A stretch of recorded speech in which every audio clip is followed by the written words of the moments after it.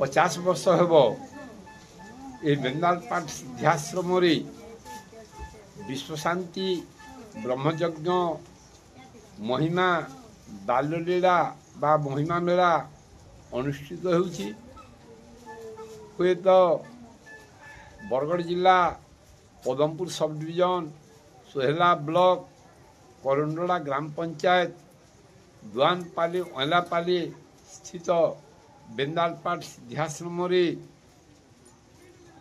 1976 मसीहारू ब्रह्मलीन ब्रह्मावधूत सिद्धाचार्य वैष्णवचरण बाबा महोदय एठारे तांकु स्वप्नादेश हेबारू थरे नुहे 3 थर स्वप्न हैला। एठिकार उभा बाबा मान जाइकरी बरतुंडा महिमा आश्रम कहले शीघ्राति शीघ्र तुम ये पदार्पण कर ये यज्ञ कर बोलिकी से कहू